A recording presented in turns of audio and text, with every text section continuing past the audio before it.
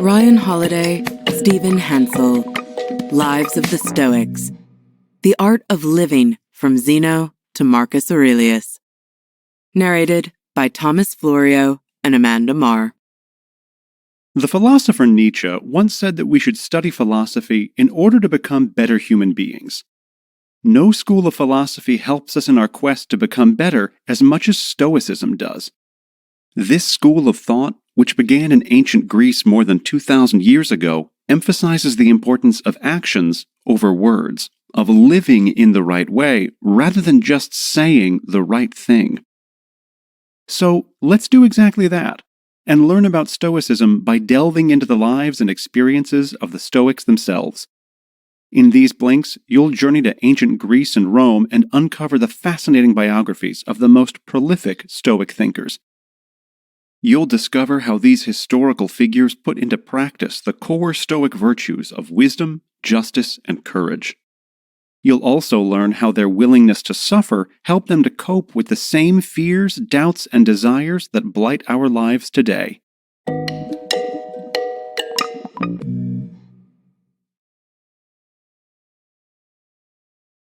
Blink 1 of 7. Stoicism may have grown into a towering world philosophy, but it had humble beginnings.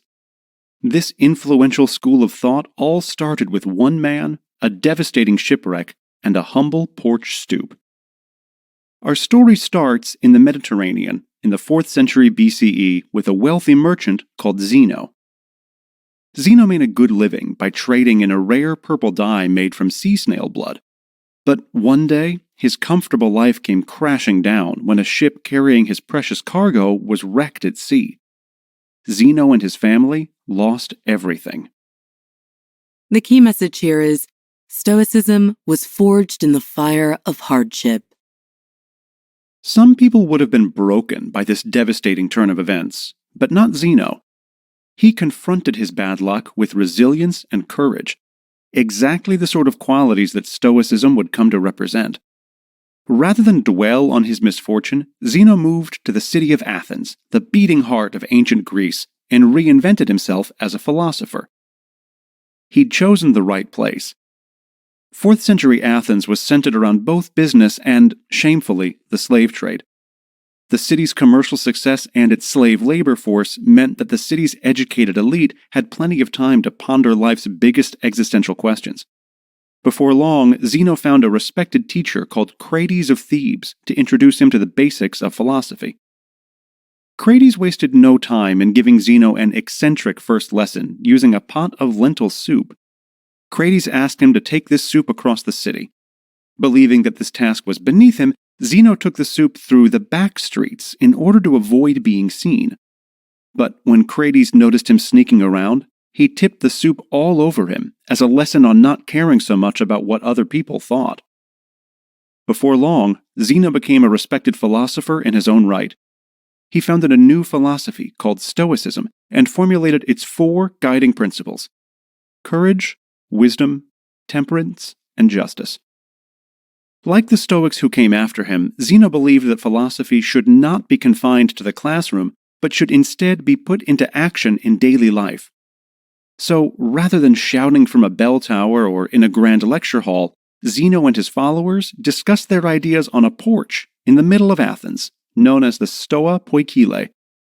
Perhaps the greatest testament to Zeno's modesty is that he named his philosophy after this very porch, rather than after himself. Blink 2 of 7. These days, society doesn't really care how a philosophy professor lives his life. In ancient Greece, though, philosophers were an object of fascination to their fellow citizens. Everyone had an opinion on their ideas and their characters, and, in the case of our next Stoic, these opinions weren't always pleasant. Cleanthes was born in 330 BC on the Aegean coast, and he would become one of Zeno's most devoted students. Born into a poor family, Cleanthes struggled and toiled all his life. But while most of us seek to escape hard labor, Cleanthes welcomed it. The key message here is, Cleanthes believed a Spartan life was its own reward. Though his reputation as a philosopher grew, he continued to study Stoicism during the day and work as a water carrier for wealthy Athenians at night. He could have easily quit this manual labor. There were many people who were willing to pay for Cleanthes' time and knowledge. But Cleanthes always refused these offers, even when the Macedonian king Antigonus II Gonatas invited Cleanthes to become his personal tutor. As a Stoic, Cleanthes understood that there is honor in hard work, and that even a lowly job like water carrying, when done well, is noble and virtuous. Cleanthes didn't see a contradiction between his two occupations, philosopher and laborer. In fact, he was of the opinion that being a water carrier helped him to become a better philosopher. When we think about it, it's not difficult to see why. Physical labor, while exhausting, allows our minds to wander and observe people. It gives us the headspace to think about our ideas quietly while carrying out our tasks. Like many true Stoics, Cleanthes also lived a very frugal life. He was even reported to write down his thoughts on oyster shells and ox bones so that he didn't have to buy papyrus paper. Through his Spartan lifestyle, Cleanthes exemplified the Stoic virtue of indifference to discomfort. But not everyone appreciated this hard-working, penny-pinching philosophy student. His fellow Athenians mocked the fact that he'd spent 20 years studying under his teacher Zeno. He was dubbed a simpleton, a sluggish lump of stone that could not be molded. But Cleanthes handled his critics with good humor. Instead of being offended when people laughed at him, he often responded by poking fun at himself too.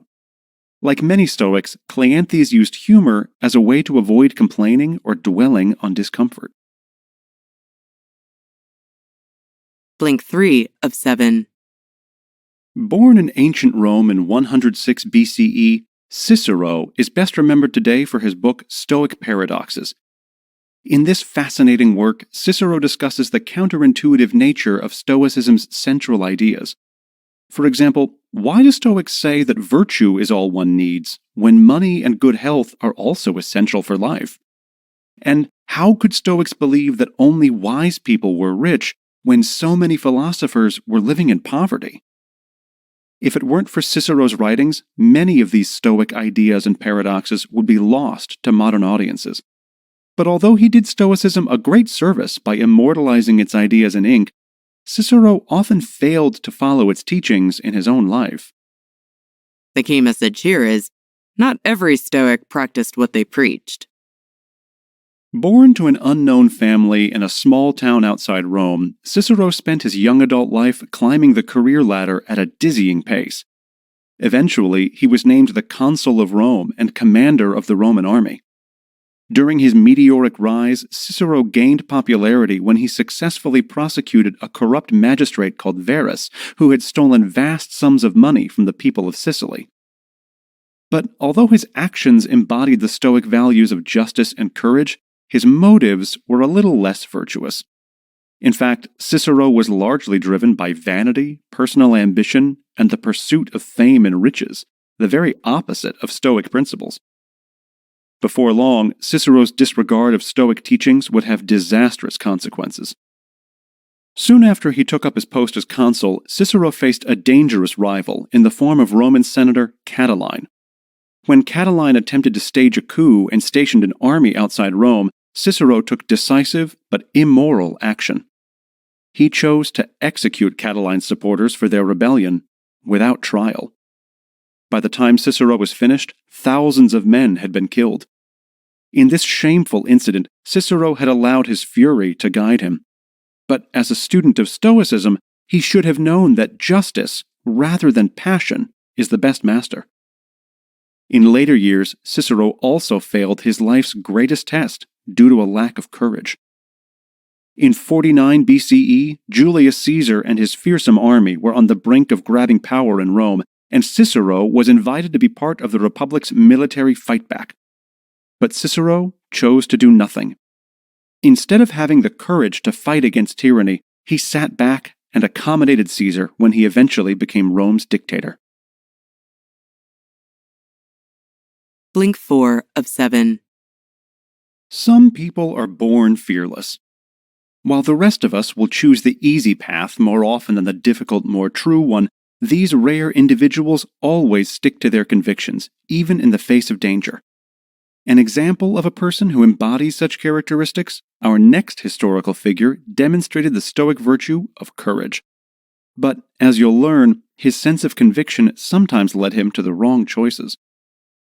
Born in Rome in 95 BCE, Cato the Younger was a contemporary of Cicero. However, these two men could not have been more different in their outlook on life. Where Cicero cared only for his own interests, Cato only ever cared about what was right.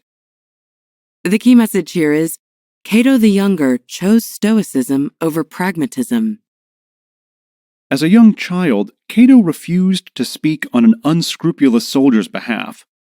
In response, and in an attempt to force him to relent, the soldier held him over a high balcony by his ankles. Amazingly, Cato remained unafraid, neither pleading for his life nor even blinking at the prospect of death. Eventually, the soldier pulled him back up and acknowledged that this 4-year-old boy had a stronger will than he did. Cato's stoic sense of conviction would guide his adult life, too. As a leading politician, Cato spent his career fighting Rome's endemic corruption and working to advance the rights of the plebes, Rome's lower class. The other elites resented his principled stance, but all that mattered to Cato was that his actions were righteous. That, he said, was what it meant to be a true philosopher and a true Stoic. But Cato's unwavering commitment to righteousness would eventually lead to disastrous consequences. His problems began when Pompey, one of the political elite, asked to marry Cato's daughter. Cato knew that the only reason Pompey wanted to join their two families in this way was because he sought to make a political alliance with him. The marriage would have been the more expedient thing to do, but to Cato, the arrangement seemed unjust and underhand. So he refused. Had Cato put aside his convictions for a moment and thought about the situation pragmatically, though, he would have realized the danger in saying no. After Cato's refusal, Pompey instead married Julius Caesar's daughter, Julia. The marriage gave Caesar a major political boost, and together the two men forged a new and autocratic future for Rome. Before too long, Caesar would invade Rome and destroy the Republic. All of this could have been avoided if Cato had chosen to descend from his moral high ground just a little and formed the alliance with Pompey. Blink 5 of 7. As we traverse the philosophical landscape of antiquity, you may be wondering where all the women are. Unfortunately, much as in the rest of human history, women have mostly been erased from the story of Stoicism. Still, there's no greater example of Stoic fortitude than the unsung women who endured all the same tyranny, wars, and hardships as their male counterparts. They gave birth, without pain relief, to the Catos, the Ciceros, and the Zenos of ancient Rome and Greece, but their struggles and sacrifices went unrecorded and unappreciated by the history books. The key message here is, there is only one female Stoic whose brave deeds have been recorded. This woman's name was Portia Cato, and she was the daughter of Cato the Younger. After suffering the loss of her first husband during Rome's civil war, Portia remarried a man named Brutus. During their marriage, Brutus and his fellow co-conspirators plotted to kill Julius Caesar, who was now the emperor and dictator of Rome. Aware that her husband was planning something, but unsure of what, Portia decided to take extreme action to show Brutus that she was a worthy confidant. Now, while most of us would simply ask to be told what the plot was, Portia stabbed herself in the thigh with a knife. When Brutus returned home, he found her bleeding profusely. "Look," Portia said, "at the pain I can endure." By hurting herself in this way, she sought to prove that she possessed a tough and stoic character, and would therefore be able to withstand extreme pain if necessary. She wanted to show him that she would not break down under interrogation if she were ever tortured for information. Upon seeing this proof of his wife's iron will, Brutus immediately shared the details of the plot with her. And when he and the other men savagely stabbed Caesar to death, Portia was waiting at home, praying that everything had gone to plan. Tragically, this was not the last time that Portia would demonstrate her stoic courage and indifference to pain. Just 2 years after Caesar's assassination, Brutus was killed in a civil war started by Mark Antony, one of Caesar's diehard supporters. Although there are conflicting accounts about what exactly happened, one writer reports that, when Portia learned of her husband's death, she rushed to the fireplace and swallowed hot coals. In doing so, she dramatically took her own life so that she might be reunited with her husband in the afterlife. Blink 6 of 7. What do you do when embracing one Stoic virtue means turning your back on another? This was the dilemma faced by Seneca the Younger, the most famous Stoic philosopher of all time. Like Cicero, Seneca is best remembered for his literary accomplishments, and especially for his book of letters and essays on morality. But although Seneca is celebrated for his words on the topic, he showed poor moral judgment during his time on Earth. According to Stoic philosophy, we all have a moral duty to involve ourselves in politics in order to contribute to the public good. Perhaps it was this Stoic principle that, in 50 CE, drove Seneca to take up an invitation to tutor a 12-year-old child, a boy who was destined to become the next emperor of Rome. The child's name was Nero, and he was the adopted son of Emperor Claudius. The key message here is Seneca's Stoic legacy is tainted with blood. But Nero's behavior was cruel and entitled, lazy and vain. Seneca tried to teach him the Stoic values of wisdom, justice, and mercy, but with little success. Even as a child, Nero was showing unmistakable signs of the man and the ruler he would become. 4 years later, Nero's mother Agrippina murdered his father Claudius, clearing the way for the 16-year-old Nero to become emperor himself. And it wasn't long before this new boy emperor showed his own evil tendencies. First, Nero murdered his mother, and then he slaughtered every single male relative who might be a future rival to the throne. Where was Seneca during this bloodshed? Shamefully, he was right by Nero's side as his faithful teacher. For the next 15 years, Seneca remained loyal to Nero, even as the young emperor revealed himself to be a tyrannical psychopath. While Seneca did encourage Nero to have mercy on his enemies, when this failed, he didn't have the courage or the self-discipline to walk away. Instead, Seneca took the opportunity to amass more wealth than any other philosopher in history, and lived a decadent lifestyle. He may have told himself that he was doing his Stoic political duty by staying so close to power, but in reality, his wealth was built on Nero's evil deeds. Ultimately, Seneca lacked the moral strength of other Stoics like Cleanthes and Cato. Rather than living his philosophy, he wrote about it. You'll have to judge for yourself whether that was enough. Blink 7 of 7. It's often said that absolute power is absolutely corrupting. And all too often, history has shown this to be the case. But our final Stoic figure seems to be the exception to the rule. Through the shining example of his own life and leadership, he showed us what humanity is truly capable of. And arguably, it was thanks to his Stoicism that he achieved such greatness. We're talking about Marcus Aurelius, the world's first philosopher king. Born to a respected Roman family in 121 CE, Marcus was just 17 years old when the heirless Emperor Hadrian chose him as his successor and invited him to join the imperial family. While many young men would let this huge change in fortune go to their heads, Marcus remained the kind and humble boy he'd always been. Even when he moved into the palace, he still visited his tutors' houses rather than letting them come to him.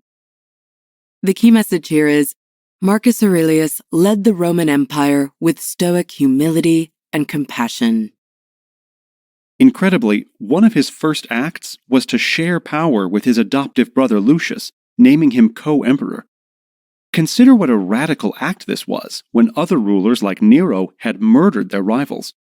But Marcus's benevolence didn't stop there. When he learned that one of his closest political allies, Cassius, was plotting a coup against him, Marcus quickly forgave the conspirators for their betrayal and wept when someone killed Cassius in revenge. As a true Stoic, Marcus ensured his decisions were always guided by the interests of ordinary Romans rather than his own comfort. Just consider his actions when the Roman Empire was ravaged by the Antonine Plague. Needing to refill Rome's dwindling treasury, Marcus could easily have raised his people's taxes. But instead, he took all the ornaments from his imperial palaces and sold them to the highest bidder. From Marcus's writings, we know that he worked hard to live up to his Stoic philosophy. In his book Meditations, he writes about his feelings of jealousy, anger, and lust. But whereas many of us give in to these emotions, Marcus sought to master them.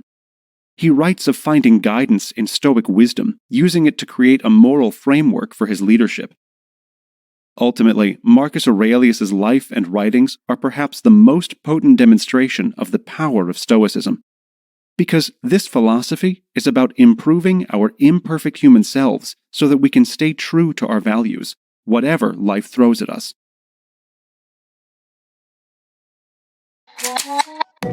You've just listened to our blinks to Lives of the Stoics by Ryan Holiday and Stephen Hansel. The key message in these blinks is that Stoicism teaches us the virtues of courage and justice and implores us to do our political duty for the greater good. The founding fathers of Stoicism did not always live up to their own philosophy, but through their lives and their mistakes, we can learn the value of selfless integrity and the dangers of vanity and decadence.